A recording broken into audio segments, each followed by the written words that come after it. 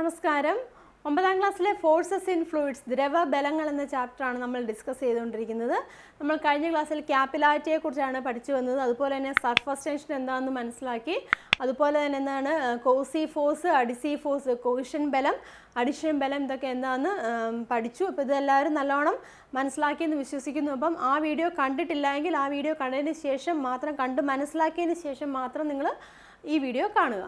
അപ്പോൾ ഇന്നത്തെ ക്ലാസ്സിൽ നമ്മൾ ഡിസ്കസ് ചെയ്യുന്നത് അതിൻ്റെ കഴിഞ്ഞ വീഡിയോയുടെ കണ്ടിന്യൂവേഷനാണ്. ക്യാപിലാരിറ്റിയുമായിട്ട് ബന്ധപ്പെട്ട കൂടുതൽ കാര്യങ്ങളാണ് നമ്മളിവിടെ ഡിസ്കസ് ചെയ്യുന്നത്. നമ്മൾ കഴിഞ്ഞ ക്ലാസ്സിൽ പഠിച്ചായിരുന്നു cohesive force and adhesive force. എന്താണ് കോസി ഫോഴ്സ് എന്ന് പറഞ്ഞാൽ? There is a force of attraction between the molecules of same type, അല്ലേ? ഒരേ തന്മാത്രകൾ തമ്മിലുണ്ടാകുന്ന ആകർഷണ ബലമാണ് കോസി ഫോഴ്സ്. അതുപോലെ തന്നെ the force of attraction between the molecules of different type, വ്യത്യസ്ത തന്മാത്രകൾ തമ്മിലുണ്ടാകുന്ന ആകർഷണ ബലത്തിന് പറയുന്ന പേരാണ് അഡിസീവ് ഫോഴ്സ്. ഇത് ക്ലിയർ ആയല്ലോ. ഇനി നമ്മളിവിടെ കൊടുത്തിരിക്കുന്ന ഈ ചിത്രം ഒന്ന് നോക്കുക. എന്താണ് അവിടെ കൊടുത്തിരിക്കുന്നത്? ഒരു പാത്രത്തിൽ കുറച്ച് വെള്ളം എടുത്തിട്ടില്ലേ? അപ്പം ആ വാട്ടർ സർഫസിലുണ്ടാകുന്ന വാട്ടർ എന്താണ് മോളിക്യൂൾസ്, ആ മോളിക്യൂൾസിൻ്റെ ചിത്രമാണ് അവിടെ റെഡ് കളറിൽ ആ സർക്കിളിൽ കൊടുത്തിരിക്കുന്നത്. ചൂടെ സൂം ചെയ്ത് അവിടെ കൊടുത്തിരിക്കുന്നതാണ്, അല്ലേ? അപ്പോൾ ഇത് നോക്കുക. ഈ നമ്മൾ പഠിച്ചായിരുന്നു വെള്ളത്തിന് എങ്ങനെയാണ്, വെള്ളത്തിലെ തന്മാത്രകൾ തമ്മിൽ അട്രാക്റ്റീവ് ഫോഴ്സ് ഉണ്ടെന്ന് പറഞ്ഞു, പരസ്പരം ഒരു അട്രാക്റ്റീവ് ഫോഴ്സ് ഉണ്ടെന്ന് പറഞ്ഞു. അപ്പോൾ അങ്ങനെ സെയിം വെള്ളം തന്മാത്രകൾ തമ്മിലാണ്, ജലതന്മാത്രകൾ തമ്മിലാണെങ്കിൽ ഉണ്ടാകുന്ന അട്രാക്റ്റീവ് ഫോഴ്സ് ഏതാണ്? കോസി ഫോഴ്സ്. അപ്പോൾ ജലതന്മാത്രകൾ തമ്മിൽ കോസി ഫോഴ്സ് ഉണ്ട്, അല്ലേ? അതായത് വെള്ളത്തിൻ്റെ ഉപരിതലത്തിൽ എങ്ങനെയാണ്, ജലതന്മാത്രകൾ മാത്രമല്ലേ ഉള്ളൂ. അപ്പോൾ എന്താണ് അവിടെ കോസി ഫോഴ്സ് ആണ്. അതേസമയം ഗ്ലാസ് ബീക്കറാന്ന് ചോദിച്ചാൽ, അപ്പോൾ ആ ഗ്ലാസും അതുപോലെ തന്നെ ആ ജലമുണ്ട്. അപ്പോൾ അവിടെ ഉണ്ടാകുന്ന അട്രാക്റ്റീവ് ഫോഴ്സ് ഏതാണ്? അഡിസീവ് ഫോഴ്സ് ആണല്ലേ, വ്യത്യസ്ത വസ്തുക്കളല്ല. അപ്പോൾ എന്താണ് അഡിസീവ് ഫോഴ്സ് ആണ്, അല്ലേ? അപ്പം ആ ബീക്കറിൻ്റെ അല്ലെങ്കിൽ ബീക്കറിനോട് ചേർന്നിരിക്കുന്ന ഭാഗത്തുണ്ടാകുന്ന ഫോഴ്സ് ഏതാണ്? അഡിസീവ് ഫോഴ്സ് ആണ്. അതേസമയം അതിൻ്റെ ആ വെള്ളത്തിൻ്റെ സർഫസിലുണ്ടാകുന്ന ഫോഴ്സ് ഏതാണ്? കോസി ഫോഴ്സ് ആണ്. ഇനി ക്ലിയർ ആയല്ലോ. ഇവിടുത്തെ ആ ഫിഗർ തന്നെ നിങ്ങൾ സൂക്ഷിച്ച് നോക്കുക. അവിടെ ആ പാത്രത്തിനോട് ചേർന്നിരിക്കുന്ന ഭാഗത്ത്, അല്ലേ, ചേർന്നിരിക്കുന്ന ഭാഗത്ത് വാട്ടർ മോളിക്യൂൾസിൻ്റെ എങ്ങനെയാണ് ഇച്ചിരി ഉയർന്നിരിക്കുന്നത് കാണാം. അതേസമയം സെൻറ്ററിലെ നടുഭാഗത്ത് താഴ്ന്നു ഇരിക്കുന്നത് കാണാം. മനസ്സിലായി? അതായത് ഒരു ബീക്കറിൽ നമ്മളിങ്ങനെ വെള്ളം എടുത്തിരിക്കുകയാണ്. അപ്പം വാട്ടർ മോളിക്യൂൾസ് ഇങ്ങനെ ഇരിക്കുന്നു. ആ വാട്ടർ മോളിക്യൂൾസ് എങ്ങനെയാണ് ആ പാത്രത്തിനോട് അടുത്ത് വരുന്ന ഭാഗത്ത് എങ്ങനെയാണ് സംഭവിച്ചിരിക്കുന്നത്? അത് ഇച്ചിരി ഉയർന്നിരിക്കുന്നു, അല്ലേ? പാത്രത്തിനോട് അടുത്ത് വന്നിരിക്കുന്ന ഭാഗത്ത് അത് ഉയർന്നിരിക്കുന്നു. അതേസമയം പാത്രത്തിൻ്റെ സെൻറ്റർ ഭാഗത്ത് വരുമ്പോൾ അതെങ്ങനെയാണ് താഴ്ന്നിരിക്കുന്നു. ക്ലിയർ ആയല്ലോ? ഇത് തന്നെ നമ്മൾ ആദ്യമേ ആ ടെസ്റ്റ് ട്യൂബിൻ്റെ ക്യാപിലാരിറ്റി പഠിച്ചപ്പോൾ ആ ടെസ്റ്റ് ട്യൂബിൻ്റെ കേസ് കണ്ടപ്പോൾ നമ്മൾ കണ്ടതാണ്. ജലത്തിലിരിക്കുന്ന ആ ജലമാണ് എടുത്തിരിക്കുന്ന ആ ടെസ്റ്റ് ട്യൂബിൽ എങ്ങനെയാണ് അവിടെ ഈ ഒരു രീതിയിലാണ് അവിടുത്തെ, ഇതിന് പറയുന്നത് മെനിസ്കസ് എന്നാണ് പറഞ്ഞിരിക്കുന്നത് കേട്ടോ. ഈ മെനിസ്കസ് ഇങ്ങനെ കാണുന്ന ഈ ഒരു രീതിയിലാണ്, താഴോട്ട് കർവ്ഡ് ആയിട്ടുള്ള രീതിയിലാണ്. അതായത് ടെസ്റ്റ് ട്യൂബിൻ്റെ സൈഡ്, ആ ടെസ്റ്റ് ട്യൂബിൻ്റെ സൈഡിനോട് ചേർന്നിരിക്കുന്ന ഭാഗത്ത് ഉയർന്നിരിക്കും, ഈ സെൻറ്റർ ഭാഗത്ത് വരുമ്പോൾ താഴ്ന്നിരിക്കുന്നത് കാണാം. അതുപോലെ തന്നെയാണ് മെർക്കുറിയുടെ കേസിലുണ്ടപ്പോൾ നേരെ തിരിഞ്ഞു വന്നു, അല്ലേ? സൈഡ് ഭാഗത്ത് താഴ്ന്നിരിക്കുന്നു, മുകൾ ഭാഗത്ത് ഉയർന്നിരിക്കുന്നു. അപ്പം എന്തുകൊണ്ടാണ് ഇപ്പം നമ്മൾ വാട്ടറിൻ്റെ കേസ് കൺസിഡർ ചെയ്യുക, അത് നന്നായിട്ട് മനസ്സിലാക്കി കഴിയുമ്പോൾ നമുക്ക് മെർക്കുറിയുടെ ക്ലിയർ ആകും. ഈ വാട്ടറിൻ്റെ കേസിൽ എന്തുകൊണ്ടാണ് ഈ സൈഡ് ഭാഗത്ത് വരുമ്പോൾ ഈ എന്താണ് ജലതന്മാത്രകൾ ഇങ്ങനെ ഉയർന്നു നിൽക്കാൻ കാരണം, അത് നമുക്ക് നോക്കാം.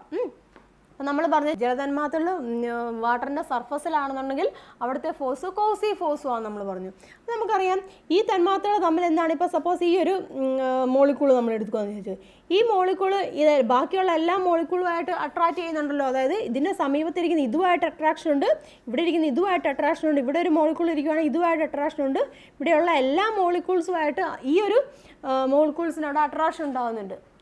ക്ലിയർ ആവുന്നുണ്ടല്ലോ.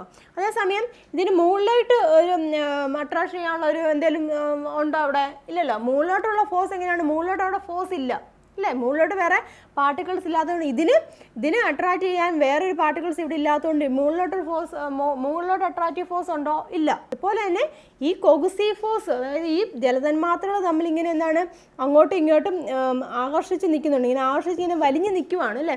ഇതുമായിട്ട് അട്രാക്റ്റ് ചെയ്ത് നിൽക്കുന്നു, ഇതുമായിട്ട് അട്രാക്റ്റ് ചെയ്ത് നിൽക്കുന്നു. അപ്പം മുകളിലേക്ക് ഇതിനൊന്നിനും മുകളിലേക്ക് അട്രാക്റ്റീവ് ഫോഴ്സ് ഇല്ല. ക്ലിയർ അല്ല? അപ്പം ഈ സൈഡിലേക്കും താഴേക്കും മാത്രമേ ഉള്ളൂ ഫോഴ്സ് ഉള്ളൂ.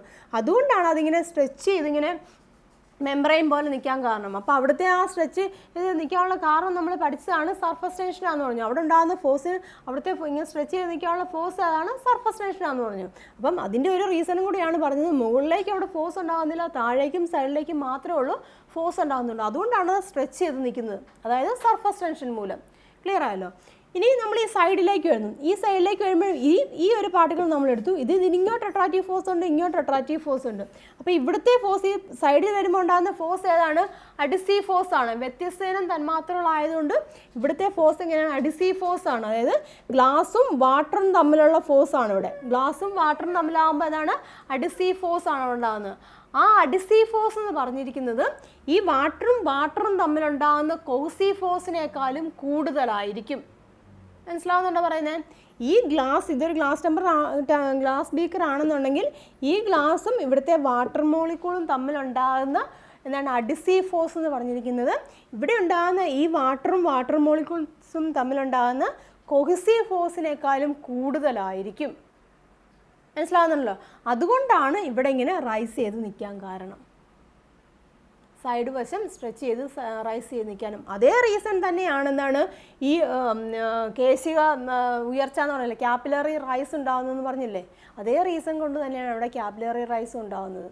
അതായത് ആ ക്യാപ്പിലറി ട്യൂബ്, ഇവിടുത്തെ ക്യാപ്പിലറി ട്യൂബ് ഉണ്ടല്ലോ, ഈ ക്യാപ്പിലറി ട്യൂബിന് വാട്ടർ മോളിക്യൂൾസ് ആണുള്ളത്. അപ്പോൾ ഈ വാട്ടർ മോളിക്യൂൾസ് എന്താണ് ഇത് തമ്മിലുണ്ടാകുന്ന അട്രാക്റ്റീവ് ഫോഴ്സിനേക്കാളും കൂടുതൽ ചെറുതല്ലേ, ക്യാപ്പിലറി ട്യൂബ് ചെറുതല്ല. അപ്പോൾ ഇത് തമ്മിലുണ്ടാകുന്ന ഈ വാട്ടർ മോളിക്യൂൾസ് തമ്മിലുണ്ടാകുന്ന അട്രാക്റ്റീവ് ഫോഴ്സിനേക്കാളും കൂടുതലാണ് ഇവിടുത്തെ ഈ ഗ്ലാസും ഇതുപോലെ തന്നെ ഇവിടെയുള്ള ഈ ഗ്ലാസിനോട് ചേർന്നിരിക്കുന്ന വാട്ടർ മോളിക്യൂൾസും തമ്മിലുണ്ടാകുന്ന അഡിസീവ് ഫോഴ്സ് എന്ന് പറഞ്ഞിരിക്കുന്നത്. ക്ലിയർ അല്ല? അപ്പോൾ അത് കൂടുതലായതുകൊണ്ട് അത് മുകളിലോട്ട് ഉയർന്നു പോകുന്നു. ക്ലിയർ അല്ല? അതുകൊണ്ടാണ് കേശിക ഉയർച്ച അല്ലെങ്കിൽ ക്യാപ്പിലറി റൈസിന് കാരണം. അഡിസീവ് ഫോഴ്സ് എന്നാണ് പറഞ്ഞത്. അതായത് ഇവിടെ ഉണ്ടാകുന്ന ഈ അഡിസീവ് ഫോഴ്സ് കോസീവ് ഫോഴ്സിനേക്കാളും വാട്ടറും തമ്മിലുണ്ടാകുന്ന ആ കോസീവ് ഫോഴ്സിനേക്കാളും കൂടുതലായി. അതുകൊണ്ടാണ് എന്ത് സംഭവിക്കുന്നത്? ക്യാപ്പിലറി റൈസ് സംഭവിക്കുന്നത്. ക്ലിയർ ആയല്ലോ? അതായത് adhesive force is greater than the cohesive force. Adhesive force cohesive ഫോഴ്സിനേക്കാളും അഡിഷൻ ബലം കോഷൻ ബലത്തെക്കാളും കൂടുതലായതുകൊണ്ടാണ് കേശിക ഉയർച്ച അല്ലെങ്കിൽ ക്യാപ്പിലറി റൈസ് സംഭവിക്കാൻ കാരണം. അതുപോലെ തന്നെയാണ് നമ്മൾ മെർക്കുറിയുടെ കാര്യത്തിലും പറഞ്ഞത്. മെർക്കുറിയുടെ കേസിൽ ആ ഗ്ലാസ് ട്യൂബിൻ്റെ പടം കണ്ടതല്ലേ. അപ്പം ഇവിടെ ഇങ്ങനെ ഈ സൈഡ് ഭാഗത്ത് താന്നിരിക്കുന്നു എന്ന് പറഞ്ഞു. അപ്പം ഇവിടെ എന്താണ്? ഇവിടെ മെർക്കുറി മോളിക്യൂൾസ് ആണ് ഇവിടെയുള്ള തന്മാത്രകളാണ് ഇവിടെ ഉള്ളത്. അപ്പോൾ എന്താണ് ഇത് തമ്മിലുണ്ടാവുന്ന ഫോഴ്സ് ഏതാണ്? Cohesive force. ആ കോസീവ് ഫോഴ്സ് എങ്ങനെയാണ്? കൂടുതലാണ്. അതായത് ഈ ഗ്ലാസും മെർക്കുറിയും തമ്മിലുണ്ടാകുന്ന, ഇവിടുത്തെ ഈ ഗ്ലാസ് ട്യൂബും ഈ മെർക്കുറിയും തമ്മിലുണ്ടാകുന്ന അഡിസീവ് ഫോഴ്സിനേക്കാളും കൂടുതലാണ് ഇത് തമ്മിലുണ്ടാകുന്ന ഈ മെർക്കുറി മോളിക്യൂൾസ് തമ്മിലുണ്ടാകുന്ന കോസീവ് ഫോഴ്സ്. അതുകൊണ്ടാണ് എന്താണ് ഇവിടെ ഇങ്ങനെ താന്നിരിക്കാനും ഈ ഒരു ഭാഗത്ത് ഉയർന്നിരിക്കാനും കാരണം. ക്ലിയർ അല്ലേ? അപ്പോൾ ഇത് ഒരെണ്ണം നിങ്ങൾ നല്ലവണ്ണം ക്ലിയർ ആക്കി വെക്കുക. അതായത് ക്യാപ്പിലറി റൈസ് ആണെന്നുണ്ടെങ്കിൽ അതാണ് ഇവിടുത്തെ ഈ അഡിസീവ് ഫോഴ്സ്. ഈ അഡിസീവ് ഫോഴ്സ് എങ്ങനെയാണ്? ഇത് തമ്മിലുണ്ടാകുന്ന കോസീവ് ഫോഴ്സിനേക്കാളും കൂടുതലാണ്. അപ്പോൾ എന്ത് സംഭവിക്കും? ക്യാപ്പിലറി റൈസ് സംഭവിച്ചു. Adhesive force is greater than the cohesive force. Adhesion ബലം കോഷൻ ബലത്തെക്കാളും കൂടുതലായിരിക്കുമ്പോൾ എന്ത് സംഭവിക്കും? ക്യാപ്പിലറി റൈസ് സംഭവിക്കും. That is capillary rise occurs when, എപ്പോഴാണ്? Adhesive force is greater than the cohesive force. അതുപോലെ തന്നെയാണ് capillary depression. Capillary depression occurs എപ്പോഴാണ്? When adhesive force is less than the cohesive force. Adhesive force cohesive ഫോഴ്സിനേക്കാളും കുറവായിരിക്കുമ്പോൾ അല്ലെങ്കിൽ cohesive force കൂടുതലായിരിക്കുമ്പോൾ എന്ത് സംഭവിക്കുന്നു? Capillary depression സംഭവിക്കുന്നു. മെർക്കുറിയുടെ കേസിൽ അത് തന്നെയാണ് സംഭവിച്ചത്. ഇത് മെർക്കുറിയുടെ കേസിൽ എന്താണ്? അത് തമ്മിലുണ്ടാകുന്ന മെർക്കുറി മോളിക്യൂൾസ് തമ്മിലുണ്ടാകുന്ന കോസീവ് ഫോഴ്സ് എന്താണെന്ന് അപ്പം മനസ്സിലാക്കിയിരിക്കണം. Attractive force. അത് തമ്മിലുണ്ടാകുന്ന അട്രാക്റ്റീവ് ഫോഴ്സ് കൂടുതലാണ് ഈ ഗ്ലാസും ഈ മെർക്കുറിയും തമ്മിലുണ്ടാകുന്ന അട്രാക്റ്റീവ് ഫോഴ്സിനേക്കാളും. ക്ലിയർ ആയല്ലോ? അപ്പം അതുകൊണ്ടാണ് ക്യാപ്പിലറി റൈസും ക്യാപ്പിലറി ഡിപ്രഷനും സംഭവിക്കാൻ കാരണം. അപ്പോൾ ഇത് മനസ്സിലാക്കിയിരിക്കുക. Capillary rise occurs when the adhesive force is greater than the cohesive force. But when the cohesive force is greater than the adhesive force, capillary depression will takes place. Adhesion ബലം cohesion ബലത്തേക്കാൾ കൂടുതലായാൽ കേശിക ഉയർച്ച ഉണ്ടാവും. Addition ബലത്തേക്കാൾ കൂടുതലാണ് caution ബലമെങ്കിൽ കേശിക താഴ്ച അനുഭവപ്പെടും. അതുപോലെ തന്നെ ഓർക്കേണ്ട ഒരു കാര്യമാണ്, അത് എലാസ്റ്റിക് മെംബ്രെയിൻ പോലെ നിൽക്കാൻ കാരണമെന്നാണ് സർഫസ് ടെൻഷനാണ്. സർഫസ് ടെൻഷന് കാരണമെന്നാണ് അവിടെ മോളിക്യൂൾസ് തമ്മിലുണ്ടാകുന്ന ആകർഷണ ബലം. അവിടുത്തെ വാട്ടർ മോളിക്യൂൾസ് തമ്മിലുണ്ടാകുന്ന ആകർഷണ ബലം ഏതാണ്? കോസീവ് ഫോഴ്സ് ആണ് അല്ലേ? ആ കോസീവ് ഫോഴ്സ് മൂലമാണ് അത് സ്ട്രെച്ച് ചെയ്ത് നിൽക്കാൻ കാരണം. ക്ലിയർ ആയല്ലോ? ഇനി നമുക്ക് ക്യാപ്പിലാരിറ്റി ആയിട്ട് ബന്ധപ്പെട്ട വേറൊരു ആക്ടിവിറ്റി നോക്കാം. ഇവിടെ നോക്കി ഈ ചിത്രത്തിൽ കൊടുത്തിരിക്കുന്ന 3 ക്യാപ്പിലറി ട്യൂബാണ് എടുത്തിരിക്കുന്നത്. അതൊരു കാർഡ് ബോർഡിൽ ഇങ്ങനെ അറേഞ്ച് ചെയ്ത് വെച്ചിരിക്കുകയാണ് ചെയ്തിരിക്കുന്നത്. 3ൻ്റെയും ഡയമീറ്ററുടെ വ്യത്യാസമാണ്. 3ൻ്റെ ഡയമീറ്റർ വ്യത്യാസപ്പെട്ടിരിക്കുന്നു. ആദ്യത്തെ ചെറുതാണ്, അതിനേക്കാൾ ഇച്ചിരി ഡയമീറ്റർ കൂടിയതാണ് രണ്ടാമത്തെ, അതിനേക്കാളും ഇച്ചിരി ഡയമീറ്റർ കൂടിയതാണ് മൂന്നാമത്തെ. മനസ്സിലായല്ലോ? ഇത് നമ്മളൊരു വെള്ളത്തിലേക്ക് ഡിപ്പ് ചെയ്ത് വെക്കുക. വെള്ളത്തിലേക്ക് ഡിപ്പ് ചെയ്ത് വയ്ക്കുമ്പോൾ എന്ത് സംഭവിക്കും? അവിടെ വെള്ളം മുകളിലോട്ട് ഉയരുമല്ലോ, ക്യാപ്പിലറി റൈസ് ഉണ്ടാവുന്നുണ്ട്. പക്ഷേ അതിൻ്റെ 3ൻ്റെയും ലെവൽ അവിടെ വ്യത്യാസപ്പെട്ടിരിക്കും. ഏതിലായിരിക്കും കൂടുതൽ ഉയർന്ന ക്യാപ്പിലറി റൈസ് ഉണ്ടായത്, ഏതിലായിരിക്കും കുറവ് റൈസ് ഉണ്ടായത്, ഏതായിരിക്കും? ആദ്യമേ നമ്മൾ 3 വ്യത്യസ്തമായിട്ടുള്ള ട്യൂബുകളാണ് നമ്മളെടുത്തു. ഒന്ന് ഒരു ഡയമീറ്റർ ഉള്ളതെടുത്തു, ഇച്ചിരി ഡയമീറ്റർ ഉള്ളതെടുത്തു, ദെൻ മൂന്നാമത്തെ ഒരു ഇച്ചിരി ഡയമീറ്റർ ഉള്ളതെടുത്തു. മനസ്സിലായല്ലോ? അപ്പോൾ ഇത് 3ഉം വെള്ളത്തിനുള്ളിലേക്ക് ഡിപ്പ് ചെയ്ത് വെച്ചിരിക്കുകയാണ്. അപ്പോൾ നമുക്ക് എന്താണ് കാണാൻ സാധിക്കുന്നത്? 3ൻ്റെത്തേക്കും വെള്ളം കയറും. പക്ഷേ കൂടുതലായിട്ടും റൈസ് ഉണ്ടായത് ഏതിലായിരിക്കും?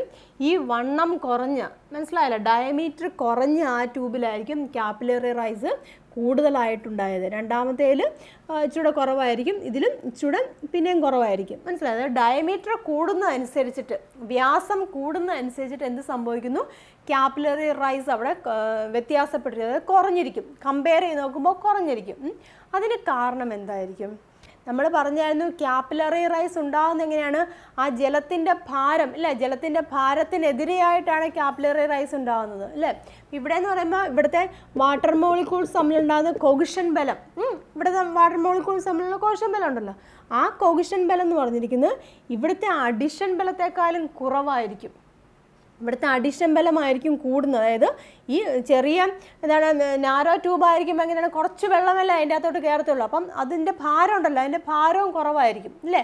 ആ കുറച്ച് വെള്ളമുള്ളൂ കയറത്തുള്ളൂ. അപ്പം വളരെ വാട്ടർ മോളിക്യൂൾസ് ഇവിടെ ഉണ്ടാകുന്നുള്ളൂ. അപ്പോൾ അത് തമ്മിലുണ്ടാകുന്ന ആ ഫോഴ്സ്, അത് തമ്മിലുണ്ടാകുന്ന ആ ഫോഴ്സ് എന്ന് പറഞ്ഞിരിക്കുന്നത് അത് ഈ ഇവിടെ ഉണ്ടാകുന്ന അഡിഷൻ ബലം, അതായത് ഈ ഗ്ലാസ് ട്യൂബും ഈ വാട്ടർ മോളിക്യൂൾസും തമ്മിലുണ്ടാകുന്ന അഡിഷൻ ബലത്തെക്കാളും കുറവായിരിക്കും. മനസ്സിലാവുന്നുണ്ടല്ലോ? അതായത് ഇതിൻ്റെ ഉള്ളിലെ ഈ ദ്രാവകത്തെ താങ്ങി നിർത്തുന്ന ഏതാണ്? ഇവിടുത്തെ അഡിഷൻ ബലമാണ്. ദ്രാവകം, അതായത് വാട്ടർ മോളിക്യൂൾസ് കുറച്ചേ ഉള്ളൂ. അപ്പോൾ വാട്ടർ മോളിക്യൂൾസ് കുറച്ചേ ഉള്ളൂ, അത് തമ്മിലുണ്ടാകുന്ന കോശം ബലം, അല്ലേ, അത് വളരെ കുറവാണെന്ന് പറഞ്ഞു. അപ്പോൾ ഇവിടുത്തെ കൂടുതലുണ്ടാകുന്ന ബലം ഏതാണ്? അഡിഷൻ ബലമാണ്. അപ്പോൾ ഈ വെള്ളത്തെ അവിടെ താങ്ങി നിർത്തുന്ന ഏതാണ്? അഡിഷൻ ബലമാണ് അവിടെ താങ്ങി നിർത്തുന്നത്. മനസ്സിലായല്ലോ? അപ്പോൾ ഇവിടെ ഇതിൻ്റെ ഉള്ളിലെ വെള്ളത്തെ താങ്ങി നിർത്തുന്ന എന്താണ്? അവിടുത്തെ അഡിഷൻ ബലമാണ്. മനസ്സിലായല്ലോ? അതായത് ഈ ട്യൂബുമായിട്ടുള്ള അഡിഷൻ ബലം ഈ ദ്രാവകത്തിൻ്റെ കോശം ബലത്തെക്കാളും കൂടുതലായതുകൊണ്ട് എന്താണ് അതിനെ അവിടെ താങ്ങി നിർത്തുകയാണ് ചെയ്യുന്നത്. അപ്പം അതനുസരിച്ചിട്ട് അവിടുത്തെ ലെവല് കൂടും. മനസ്സിലായല്ലോ? അതേസമയം ഇങ്ങോട്ടൊക്കെ വരുമ്പോൾ എന്താണ് സംഭവിക്കുന്നത്? ഇവിടെ വ്യാസം കൂടുവാണ്. വ്യാസം കൂടുമ്പോൾ ഡയമീറ്റർ കൂടുന്നു. ഡയമീറ്റർ കൂടുമ്പോൾ കൂടുതൽ വെള്ളം, അല്ലേ, കൂടുതൽ വെള്ളം അതിൻ്റെ ഉള്ളിലേക്ക് കയറുന്നുണ്ടല്ലേ. അപ്പോൾ എന്താണ് ഭാരം അവിടെ കൂടുവാണ് ചെയ്യുന്നത്. അപ്പോൾ ഇത് തമ്മിലുണ്ടാകുന്ന കോഹിഷൻ ബലം, കോഹിഷൻ ബലം എങ്ങനെയാണ്? ഈ വാട്ടർ മോളിക്യൂൾസ് തമ്മിലുണ്ടാകുന്ന കോഹിഷൻ ബലം അവിടെ കൂടുവാണ് ചെയ്യുന്നത്, അല്ലേ? അത്രയും വാട്ടർ ഉള്ളിലേക്ക് കഴിയുമ്പോൾ, ഒരുപാട് വാട്ടർ മോളിക്യൂൾസ് എന്ന് കഴിയുമ്പോൾ അവിടുത്തെ കോശം ബലം കൂടും. കോശം ബലം കൂടുന്നു. ആ കോശം ബലം എന്ന് പറഞ്ഞിരിക്കുന്നത് ഇവിടുത്തെ അഡിഷൻ ബലത്തെക്കാളും കൂടുതലാണ്. അപ്പോൾ അത്രയും വെള്ളത്തിനെ താങ്ങി നിർത്താനുള്ള ഒരു കപ്പാസിറ്റി എന്ന് പറഞ്ഞിരിക്കുന്നത് ഇവിടുത്തെ അഡിഷൻ ബലത്തിനില്ല. ഈ ട്യൂബുമായിട്ട് ബന്ധപ്പെട്ട് നിൽക്കുന്ന അഡിഷൻ ബലത്തിന് അവിടെ ഇല്ല. അപ്പോൾ അതുകൊണ്ടെന്നാണ് വെള്ളത്തിൻ്റെ ലെവൽ അവിടെ താഴ്ന്നാണ് നിൽക്കുന്നത്. അപ്പോൾ മനസ്സിലായല്ലോ? ഇപ്പം വ്യാസം കൂടുമ്പോൾ, ഡയമീറ്റർ കൂടുമ്പോൾ ഏതാണ്? ആ വെള്ളത്തിൻ്റെ അവിടെ ഉണ്ടാകുന്ന വെള്ളത്തിൻ്റെ ഭാരവും കൂടുകയാണ്. അപ്പോൾ അത്രയും വെള്ളത്തെ താങ്ങി നിർത്താനുള്ള ബലം ഇവിടുത്തെ അഡിഷൻ ബലത്തിന് അവിടെ ഇല്ല. അത്രയും അഡിഷൻ ബലം അവിടെ ഇല്ല. ആ വെള്ളത്തിൻ്റെ ഭാരത്തെ താങ്ങി നിർത്താനുള്ളൊരു ബലം, അഡിഷൻ ഫോഴ്സ് അവിടെ ഉണ്ടാകുന്നില്ല.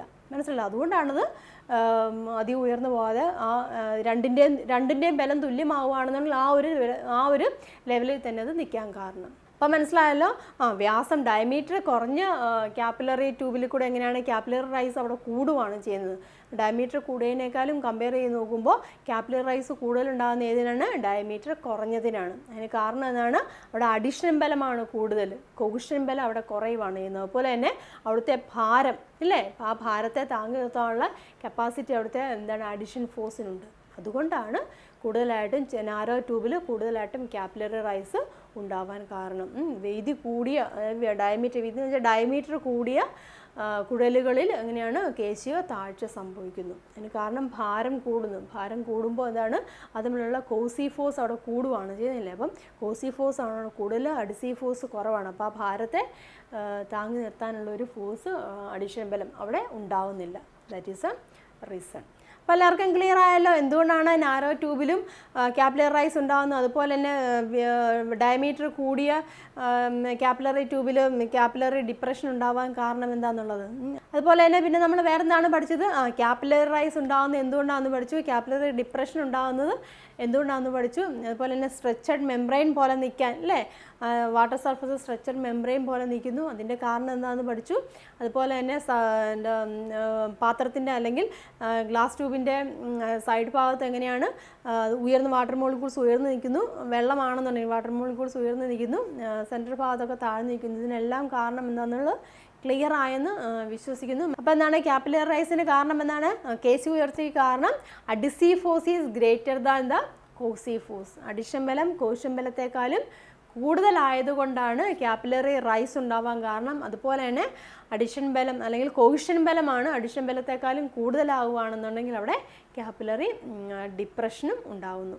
അതുപോലെ തന്നെ ഡയമീറ്റർ കൂടുമ്പോൾ അവിടെ ക്യാപ്പിലറി റൈസ് അവിടെ കുറയുകയാണ് ചെയ്യുന്നത്. അപ്പോൾ ഇത്രയും കാര്യങ്ങളാണ് നമ്മൾ ഇന്നത്തെ ഈ ക്ലാസ്സിൽ ഡിസ്കസ് ചെയ്തത്. അപ്പോൾ എല്ലാവർക്കും മനസ്സിലായെന്ന് വിശ്വസിക്കുന്നു. എന്തെങ്കിലും ഡൗട്ടുകളൊക്കെ എന്നുണ്ടെങ്കിൽ ഒന്നുകൂടെ വീഡിയോ ഒന്ന് കാണുക. എന്നിട്ടും സംശയങ്ങളൊക്കെ ഉണ്ടെന്നുണ്ടെങ്കിൽ നിങ്ങൾ കമൻറ്റ് ബോക്സിൽ ചോദിക്കുക. നിങ്ങൾക്ക് മനസ്സിലായിട്ടുണ്ടെന്നുണ്ടെങ്കിൽ നിങ്ങളുടെ കൂട്ടുകാർക്കൊക്കെ വേണ്ടി തീർച്ചയായിട്ടും ഷെയർ ചെയ്യുക. താങ്ക്